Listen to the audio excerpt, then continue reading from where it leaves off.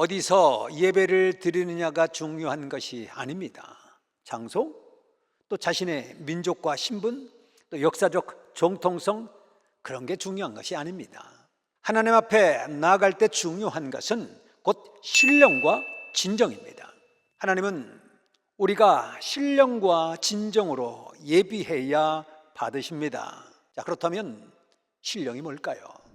요한복음 14장 6절, 예수께서 가라사대 내가 곧 길이요 진리요 생명이니 나로 말미암지 않고는 아버지께로 올 자가 없느니라.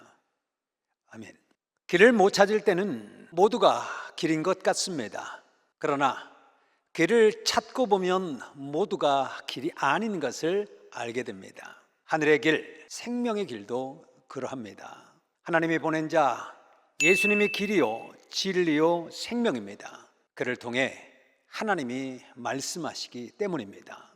하나님은 구약 시대가 끝날 때 새 시대 길이 되는 자를 보내셨습니다. 길로 먼저 가 본 자가 새로운 시대의 길, 곧 신약 길이 되어 인도하여 구원합니다. 전능하신 하나님이 보낸 자로 또 말씀을 주시니 그 말씀을 듣고 순종하고 끝까지 따라가면 구원을 얻는 것입니다.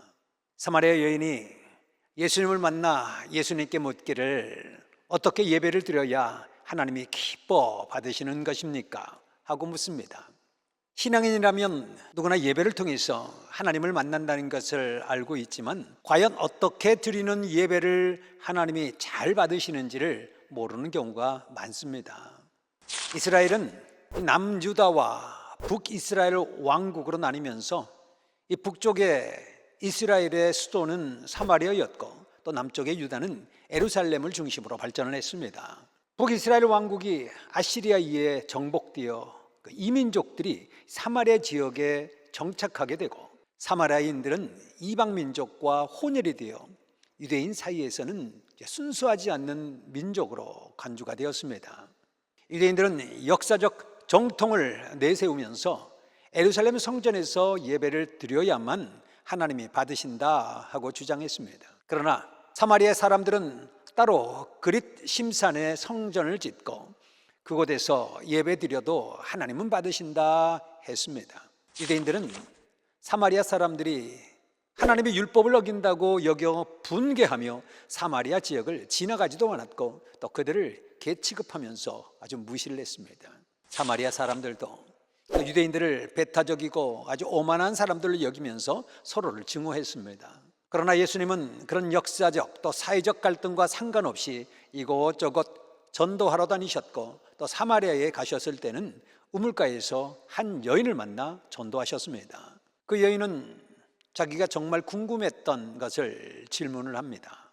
우리 조상들은 이 산에서 예배를 드리는데 유대인들은 예루살렘에서 예배를 드려야 한다고 하는데 도대체 어디서 예배를 드려야 하나님께서 받으시는 건가요? 사실 이는 단순한 종교적 질문이 아니었습니다. 이 질문 뒤에는 누구도 풀어주지 못하는 역사적 갈등이 있었고 또 이방인이라고 천대받던 자신과 또 민족에 대한 울분과 아픔이 있었고 또 근본적으로는 정말 하나님께 가까이 가고 싶은데 그 방법을 알려주는 사람이 없어 답답한 마음도 있었을 것입니다.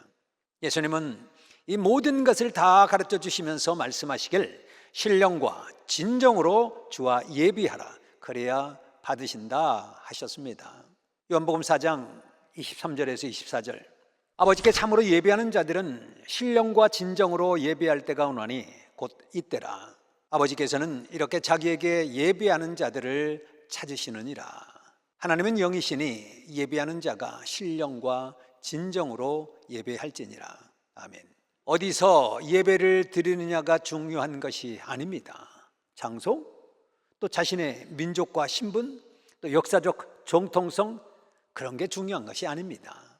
하나님 앞에 나아갈 때 중요한 것은 곧 신령과 진정입니다. 하나님은 우리가 신령과 진정으로 예비해야 받으십니다. 자, 그렇다면 신령이 뭘까요? 신령은 하나님이 보내신 주, 곧 예수님이십니다. 또 진정은 진실로 예배할 자기입니다.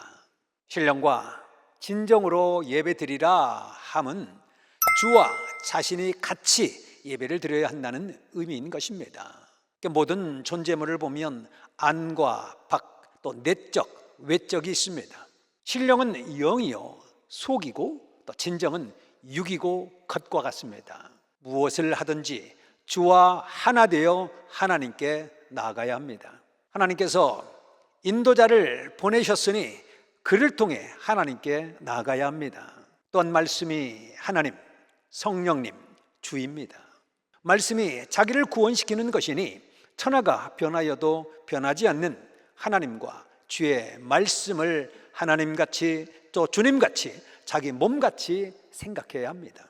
그 말씀을 의지하고 마음에 말씀을 품고 말씀을 지켜 행하면 표적이 일어납니다. 또한 하나님을 향한 진정한 사랑의 마음을 가지고 나아가야 합니다. 이 사랑은 누가 가르쳐 주는 것이 아닙니다. 자기가 사랑하면서 배우는 것입니다.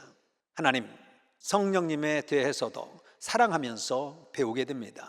결국 많이 사랑한 자는 많이 배운 자입니다.